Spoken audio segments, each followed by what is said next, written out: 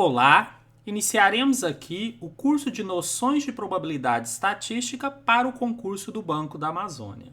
Este concurso está a cargo da banca Sesgran-Rio e traz no seu edital para essa matéria um primeiro tópico chamado Conceitos Gerais, com algumas teorias, incluindo variável, tipos de variáveis, população e amostra. Traz ainda a ideia de frequência absoluta e relativa e frequências acumuladas, que é uma parte já um pouquinho mais matemática, e também representações em gráficos e tabelas, incluindo linhas, colunas, setores e histogramas. Traz ainda o cálculo de medidas de tendência central, tanto em dados brutos quanto agrupados em classes, que são em tabelas. Essas medidas incluem média aritmética, média geométrica, média ponderada, moda e mediana.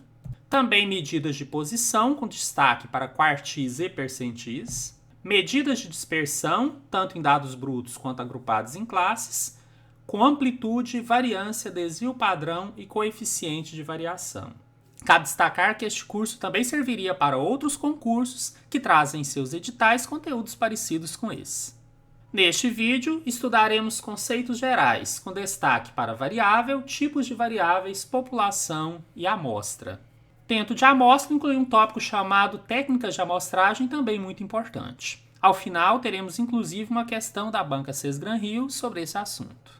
Para facilitar o estudo, estou disponibilizando ainda na descrição do vídeo o link para o material da aula no formato PDF. E algo especial para vocês, também estou disponibilizando um mapa mental do conteúdo que trabalharemos aqui neste vídeo.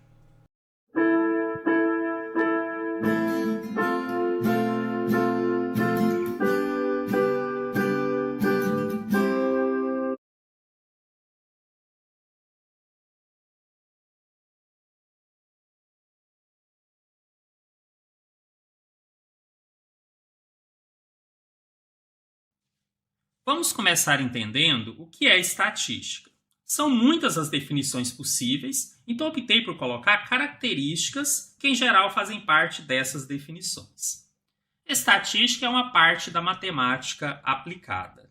Sendo assim, ela vai utilizar-se de ferramentas matemáticas associadas a métodos próprios. Mas o que seriam esses métodos? São procedimentos, regras ou sequências que devem ser utilizados em um trabalho estatístico, em uma pesquisa estatística. Essas regras são utilizadas para coleta, organização, descrição, análise e interpretação de dados. Vamos entender isso um pouco melhor. É muito comum a gente ver uma das definições de estatística como sendo a ciência dos dados. Então imagine que a gente deseja conhecer a opinião de pessoas que trabalham na Caixa Econômica Federal, imaginando, claro, que tenhamos acesso a elas e que elas estão dispostas a ajudar. Elas vão opinar, por exemplo, sobre o que acham do serviço lá no banco. Poderíamos então elaborar um questionário com algumas questões e aplicar a essas pessoas. O que eu quero dizer é que há regras estatísticas para que isso seja feito. Ao aplicar esse questionário, estaríamos fazendo exatamente a chamada coleta de dados. Depois, precisaríamos organizar esses dados para saber quantas vezes cada alternativa foi escolhida.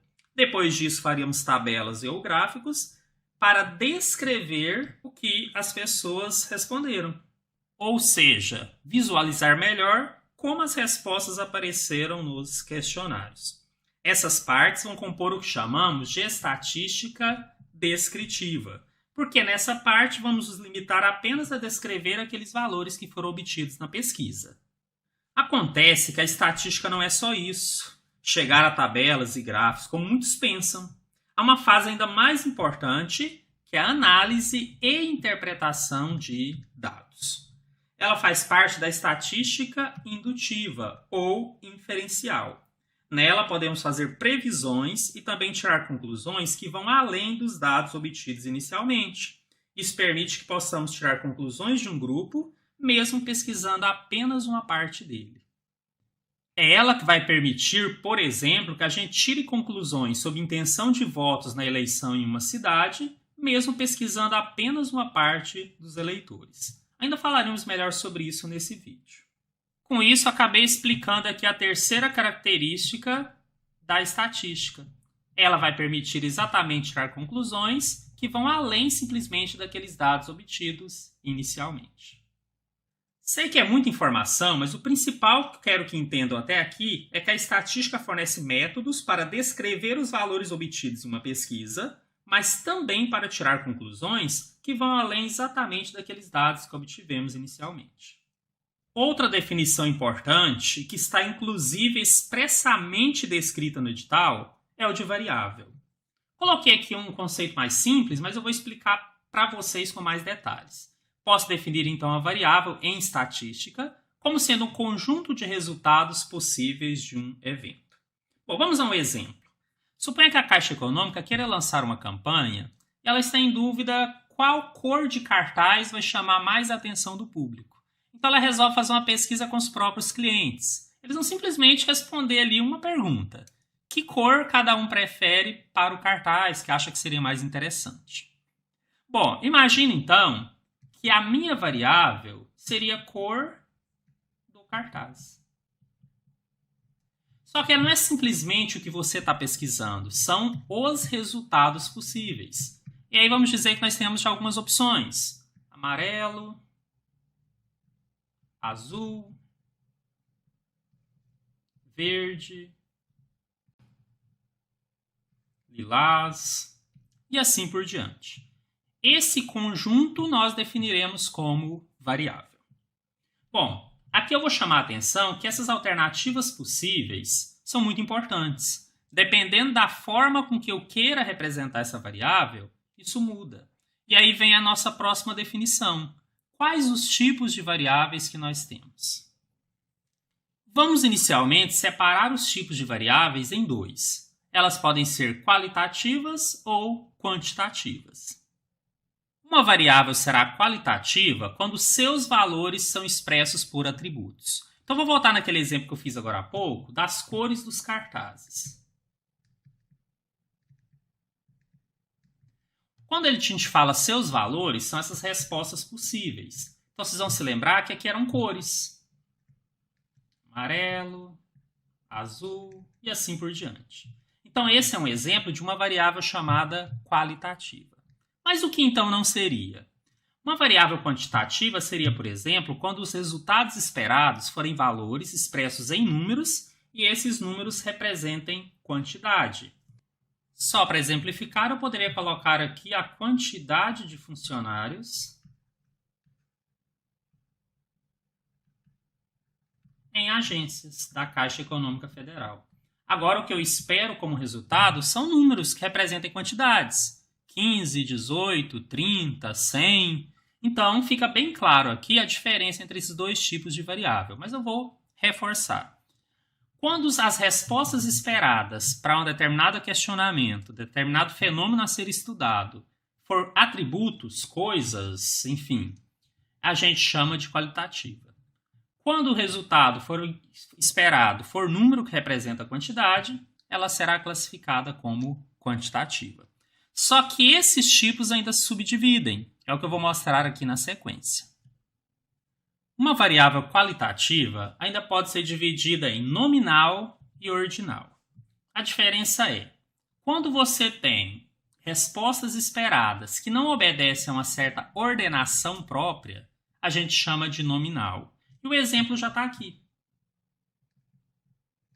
Quando a gente coloca as opções de cores para os clientes escolherem, qualquer ordem que eu pusesse aqui, azul, amarelo, vermelho, se eu pusesse o vermelho primeiro, azul depois, não faria diferença. Não tem ali uma ordem lógica. Depois de pronta a pesquisa, talvez eu numere por quantidade de respostas, mas a princípio não tem.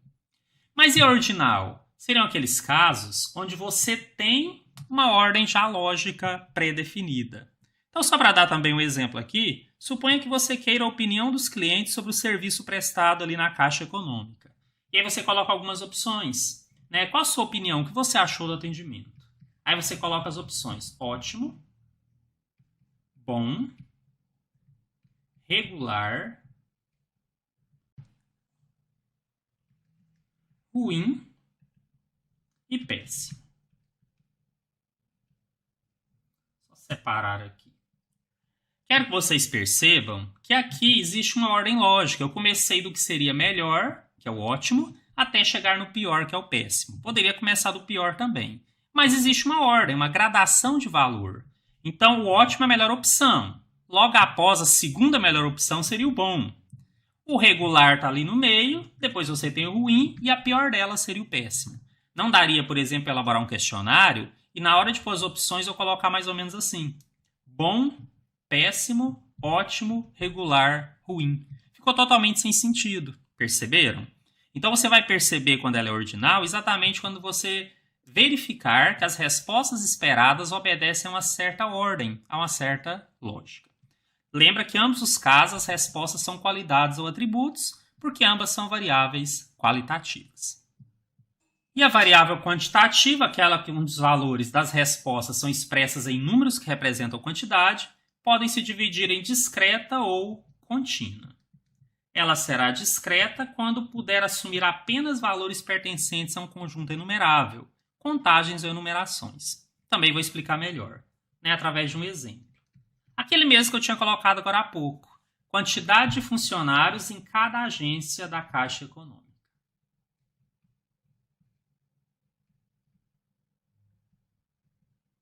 São muitas as possibilidades, mas, por exemplo, eu posso ter uma agência com 35 funcionários. Posso ter uma com 36, mas eu não teria uma agência com 36,5, por exemplo, ou 36,2. Não é qualquer número, qualquer valor que é possível. Quando você está contando ou enumerando pessoas ou coisas, você tem apenas valores permitidos, alguns valores permitidos. Então, isso é considerado uma variável quantitativa discreta. Por outro lado, em geral, quando você faz medições, você pode aceitar, em geral, qualquer número. Então, ela é considerada uma variável quantitativa contínua. Um exemplo fácil de entender é a estatura das pessoas. Como chama de altura? Em centímetros, por exemplo. Por aqui já dá para ver com a medição. Então, vamos supor que eu tenho uma pessoa com 1,70 m. Então, vou chamar de 170 centímetros. Posso ter uma pessoa com 1,71 m ou 171 centímetros. Mas nada impede que eu tenha uma pessoa com 170,3. Bastaria que eu tivesse algum equipamento, alguma forma, com a precisão suficiente para medir isso daí. Então, a ideia da variável contínua é, entre um valor mínimo possível, seria a pessoa mais baixa, digamos assim, de menor estatura, e o maior valor possível, uma pessoa de maior estatura, praticamente qualquer valor aqui dentro passa a ser possível. E essa é a ideia de continuidade. Bom, me deixe resumir tudo isso e recapitular o que eu acabei de falar. Então, uma variável, que é o conjunto dos resultados possíveis de um fenômeno, ela é qualitativa quando as respostas esperadas são qualidades ou atributos, e ela é quantitativa quando os resultados esperados são números que representam quantidade. Se ela é qualitativa, ela pode ser qualitativa nominal, quando aqueles itens, aquelas respostas esperadas não têm uma ordem lógica pré-definida, e será uma variável qualitativa ordinal, quando existe uma ordem lógica a ser obedecida, normalmente uma gradação de valor, ou do menor para o maior, ou do maior para o menor. A variável quantitativa pode ser quantitativa discreta quando for resultado de contagens ou numerações, não aceita qualquer valor, e será quantitativa contínua quando, em teoria, puder assumir qualquer valor entre dois limites. Isso acontece, em geral, nas medições. Vamos agora entender outros dois conceitos muito importantes, conceitos simples até de população e amostra. Consideramos população estatística, também conhecido como universo estatístico, a todo o grupo de interesse em uma pesquisa, e sempre será possível encontrar pelo menos uma característica comum. Vou escrever aqui embaixo só para exemplificar e ficar mais claro. Suponha que eu resolva pesquisar a cor dos olhos dos alunos de uma escola. Então, nesse caso, todos os alunos da escola poderiam ser pesquisados, ou qualquer aluno dessa escola. Então, a população seria os alunos da escola. Mas suponha que eu mudei de ideia. Não quero mais verificar só a cor dos olhos dos alunos da escola. Eu quero agora verificar a cor dos olhos de todos os moradores de um município. Então, a população mudou. Passou a ser moradores do município. Outro exemplo que muita gente confunde. Quero fazer uma pesquisa eleitoral para prefeito em uma pequena cidade. Qual seria a população? Todos os moradores? Não. A população seriam todos os eleitores, porque só eles estariam aptos a responder à pesquisa, só eles fariam parte do grupo de interesse. Então perceba que a ideia de população está diretamente ligada a que grupo eu quero atribuir aquele resultado depois. Né? Essa é a ideia. Só que na grande maioria das vezes é inviável e mesmo não vale a pena você pesquisar toda a população. Então a alternativa é você pesquisar uma parte dela, um subconjunto finito da população. Então surge a ideia de amostra, uma ideia em que você, mesmo pesquisando apenas uma parte, consegue chegar a um resultado para todo o grupo com uma certa margem de erro, mas um erro que é aceitável e tudo mais, dependendo ali de alguns critérios. Não é nosso objetivo aprofundar nisso aqui, tá? Estamos estudando uma teoria inicial, mas entendam que essa amostra deve ter representatividade. Também vou exemplificar, acho que é a melhor forma de vocês entenderem. Voltando ao meu exemplo, eu quero fazer uma pesquisa eleitoral e quero saber a opinião de voto das pessoas. Aí eu não consigo pesquisar a população inteira. Vamos supor que a cidade tem 10 mil eleitores apenas. Eu não vou conseguir pesquisar 10 mil. Aí eu pesquiso 5 pessoas. Bom, obedeceu ao critério de ser um subconjunto da população. Mas 5 dentro de um grupo de 10 mil, posso dizer que não tem representatividade. Bom, não ter representatividade necessariamente é só quando é pouco? Não. Mesmo exemplo. Quero fazer a pesquisa. Se eu fizer, por exemplo, com 1000 de 10 mil, acredito que seja suficiente. Mas eu faço a pesquisa exatamente no dia da campanha de um candidato específico, lá no ponto onde ele reúne os eleitores dele. Todo mundo fala que vota nele.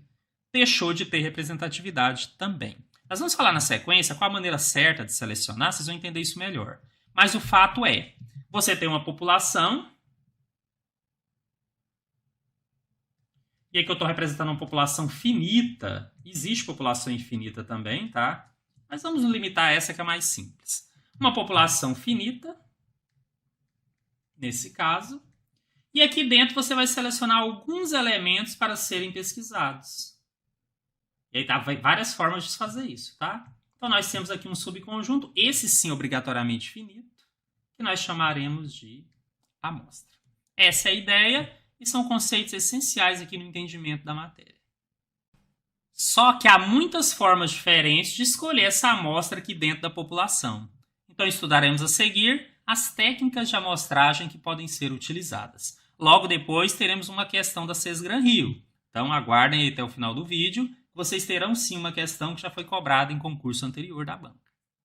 Como acabei de dizer, técnicas de amostragem seriam formas que nós temos de selecionar elementos para uma pesquisa. Elas podem ser probabilísticas ou não probabilísticas. Serão probabilísticas quando eu garantir o acaso na escolha. Uma maneira simples de entender. Se qualquer elemento da população tem chance de ser escolhido para essa pesquisa. Mas às vezes isso não é possível. Então nós temos algumas possibilidades de técnicas não probabilísticas, onde nem todos os elementos teriam chance. Já adianto para vocês, sempre que possível, é melhor usar técnicas probabilísticas. O resultado costuma ser mais real. Bom, para entender um pouco mais, vamos falar das possibilidades de amostragens probabilísticas, ou seja, aquelas que garantem um acaso na escolha. Começamos com a amostragem casual ou aleatória simples, que é a mais simples de todas. Equivale a um sorteio lotérico. Então imagine que nós chegamos numa agência ali da Caixa Econômica, precisamos pesquisar alguns funcionários, e aí eu poderia imaginar como escolher. Eu preciso pesquisar 10 de 100. Poderia simplesmente numerar esses funcionários, ou usar uma ficha numerada deles, e sortear 10 números, que seriam os 10 selecionados. Então, essa ideia de equivaler a um sorteio lotérico é chamada amostragem casual ou aleatória simples. Percebam que ela garante o acaso. Qualquer funcionário teria chance ali de ser sorteado. Temos também a amostragem proporcional estratificada. Essa considera que uma população é subdividida, por exemplo, em subpopulações. E na hora de selecionar, a gente quer levar isso em consideração. Só para exemplificar, suponha que nessa mesma agência tem pessoas que ocupam o cargo A, pessoas que ocupam o cargo B e pessoas que ocupam o cargo C. Vamos supor ainda que o B tem o dobro de pessoas do cargo C. Então, na hora de escolher, eu vou garantir que na minha amostra eu também tenho o dobro de pessoas selecionadas do B em relação ao que eu tinha no C. Como é que eu faço isso? Basta eu numerar separadamente e sortear separadamente, distribuindo uma espécie de cotas. Ou seja, eu dou mais vagas para aquele cargo que tem mais pessoas. Então, é um sorteio ainda, mas um sorteio que considera essas subpopulações ou subdivisões, e eu faço uma coisa de forma proporcional. Tá? Então, estamos diante da amostragem proporcional estratificada. Na amostragem sistemática, nós temos uma população total, queremos selecionar alguns elementos. Então, a gente divide a quantidade de elementos da população pela quantidade da amostra e estabelece um intervalo fixo. A partir daí, a gente sorteia um primeiro elemento e vai somando esse intervalo fixo e descobrindo quais serão os próximos. Vou criar um exemplo aqui também bem rápido e simples, só para vocês entenderem melhor. Vamos pensar que eu tenho uma população de 100. Poderia ser os 100 funcionários lá da Caixa Econômica. E eu quero fazer uma amostra só de 5. E quero utilizar essa técnica. Então, primeira coisa, eles tinham que estar numerados por fichas, por ordem alfabética, não importa. Esses elementos tinham que estar ordenados. E aí vamos supor que o primeiro é 8. Então, o oitavo daquela lista vai ser chamado. Mas qual vai ser o próximo? Bom, aí eu vou fazer esse intervalo por uma fórmula matemática. Eu vou dividir a população de 100 pela amostra 5. E vou chegar ao intervalo de 20. Ou seja, a partir do 8, eu vou somar 20 e vou chamar o 28º da lista. Vou somar mais 20 e vou chamar o 48º. E assim por diante. Então, o de número 68 vai ser chamado. O de número 88. Opa, e se eu me esquecer que já completei e somar mais 20 aqui, eu vou chegar no 108. E eu vou perceber que não é possível, que a população só vai até 100. E eu não precisava, porque na verdade, olha só, eu já tenho o 8º, 28º e assim por diante. Então, eu já tenho 5. Que era exatamente o que eu precisava. Então, eu chamaria aqueles que estão na posição 8, 28, 48, 68 e 88. Essa é a lógica da amostragem sistemática. Bom, mas eu coloquei aqui também, e às vezes pode acontecer de cair em concurso, você precisa saber qual é o último elemento. Quando são poucos, como aqui, fica tranquilo, mas se forem muitos. Então tem uma formulazinha que você pode utilizar, ou utilizar uma certa lógica, tá? A fórmula é, se eu pegar o total da população, somar o primeiro elemento sorteado e subtrair o intervalo, eu chego no resultado. Então, olha só, se eu aplicar essa fórmula aqui, a população é 100, mais o primeiro sorteado, que era 8, menos o intervalo, que é 20. Vai dar 108 menos 20, que dá 88. Exatamente o último elemento que eu encontrei aqui. Tá? Qual que é a lógica? A lógica é mais ou menos o que eu fiz aqui, passo a passo. Se eu somar a população com o primeiro, eu vou encontrar o primeiro fora da faixa que eu preciso. Aí, se eu tirar o intervalo, eu chego no último que eu preciso. Para fechar as probabilísticas, temos ainda a amostragem por grupos. Aqui, ao invés de sortear elemento por elemento, você agrupa e sorteia. Vamos ao mesmo exemplo. Estou tentando usar ele sempre para vocês entenderem. Suponha, então, que eu queira pesquisar funcionário de todas as agências da Caixa do país. Pô, praticamente inviável. Numerar todos os funcionários do país. E mesmo que eu conseguisse e sorteasse, imagina eu viajar para um estado longe para pesquisar uma pessoa. Então, qual que é a sugestão? Agrupe, eles já estão agrupados por agência. Então, ao invés de sortear elemento por elemento, eu sorteio algumas agências. E dessas eu pesquiso todo mundo. Então, perceba que eu continuo garantindo chance de qualquer pessoa de ser selecionada. Porque se eu vou sortear entre todas as agências, pode cair na agência dela. Mas, nesse caso, eu não estou pegando elemento por elemento. Eu agrupei por agência e sorteei algumas agências. Sorteei o grupo e não cada pessoa. Tá, então isso aqui também é uma amostragem probabilística, chamada amostragem por grupos. Mas e quando não for possível garantir que todos tenham chance? Então, muitas vezes, precisamos lançar mão das técnicas de amostragens não probabilísticas, que não garantem necessariamente o acaso. Uma primeira possibilidade seria a amostragem por cotas. A ideia aqui é pegar um perfil pré-determinado e entrevistar pessoas que estão passando em determinado local. Tento me basear sempre num exemplo parecido, tá? Para a gente não fugir muito do tema. Então, tem tudo a ver. Imagine que a Caixa Econômica está estudando a possibilidade de abrir uma agência em uma cidade pequena onde não exista. Ela resolve primeiro entender o perfil dos moradores, se eles já utilizam outros bancos, se eles realmente gostariam de ter a agência lá. Então ela resolve ir para a cidade colocar alguns entrevistadores antes de investir naquele local.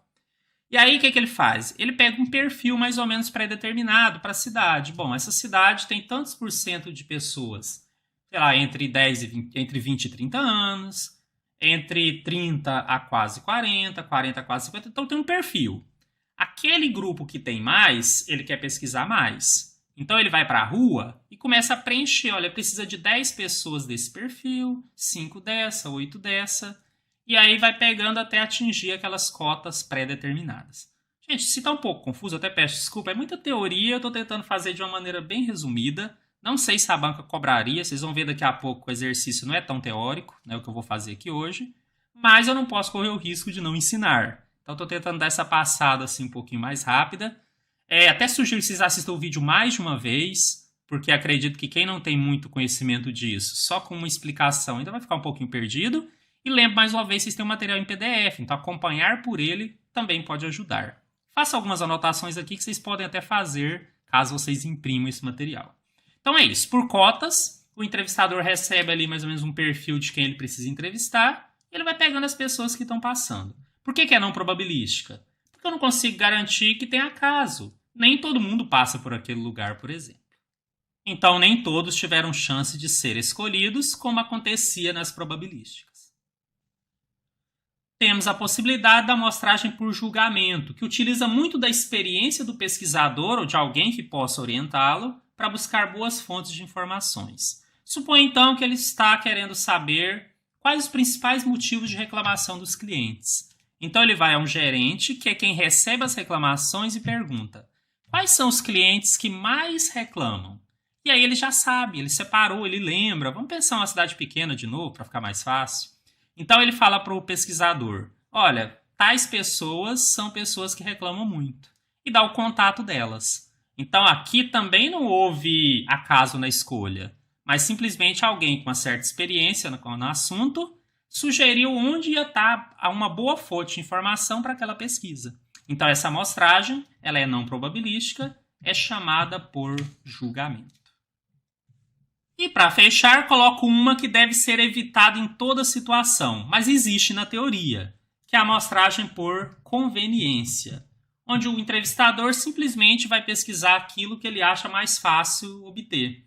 Vamos voltar à pesquisa política? Suponha que eu preciso fazer uma pesquisa política em uma cidade. Mas aí, para facilitar, eu vou pesquisar só as pessoas que eu conheço. Pesquiso quem mora junto comigo na minha casa, meu vizinho, meu primo, meu irmão, meu tio, e falo: olha, a pesquisa está aqui. Totalmente errada, não é uma pesquisa feita com critérios estatísticos e muito provavelmente vai trazer muitas distorções ou resultados errados para os estudos. Então, só para fechar, sempre que possível, a amostragem probabilística é melhor. Quando não for possível, por cotas ou por julgamento. Por conveniência, só na teoria. Jamais se deve utilizar essa técnica, pois ela não deve te levar a resultados bons a essa pesquisa. E vamos fechar a aula com algo que eu prometi a vocês desde o início, né? Uma questão da banca Sesgran Rio. Para obter uma amostra de tamanho 1000 dentro de uma população de tamanho 20.000, organizada em um cadastro em que cada elemento está numerado sequencialmente de 1 a 20.000, um pesquisador utilizou o seguinte procedimento. Calculou o intervalo de seleção da amostra, dividindo o total da população pelo tamanho da amostra. 20.000 dividido por 1.000 igual a 20. Sorteou aleatoriamente um número inteiro do intervalo entre 1 e 20. O número sorteado foi 15. Desse modo, o primeiro elemento selecionado é o 15º. A partir desse ponto, aplica-se o intervalo de seleção da amostra. O segundo elemento selecionado é o 35º, porque soma o primeiro 15 com 20, que é o intervalo. O terceiro 55º, que é 15 mais 40. O quarto 75º, 15 mais 60, e assim sucessivamente. O último elemento selecionado nessa amostra é o. Gente, ele está aqui explicando exatamente o que é uma amostragem sistemática. Mas imagine que ele não me calculasse tudo isso, só falasse que ela é sistemática. Então eu vou fazer com vocês algo que ele já fez e aí a gente chega na resposta, tá? Logo na sequência. Então eu começaria calculando o intervalo, que é a divisão do número de elementos da população, também escrevemos só população, sobre o número de elementos da amostra. Mas ele me falou que a população é tamanho 20.000. Então, 20.000. Dividido pelo tamanho da amostra, que ele falou que é 1.000. Gente, eu sei que ele já calculou isso, mas é que eu quero mostrar que se ele não tivesse me dado, que daria para chegar naqueles valores tranquilamente, até para vocês entenderem melhor mesmo como funciona essa técnica. Então, 20.000 dividido por 1.000 vai dar 20. Então, significa que a cada 20 elementos eu pego 1. Como eles são numerados sequencialmente, eu pego 1, pulo 19, pego mais 1, pulo 19, pego mais 1, e assim por diante. Aí o primeiro elemento, em geral, ele é sorteado, então os exercícios costumam fornecer. Aqui ele está dizendo que o primeiro foi o 15º. Vou só o 15 aqui. Ele é o primeiro. A partir daqui eu vou somando o intervalo. 15 mais 20 dá 35. 35 mais 20 dá 55. E assim por diante. Até eu conseguir os 1.000 elementos.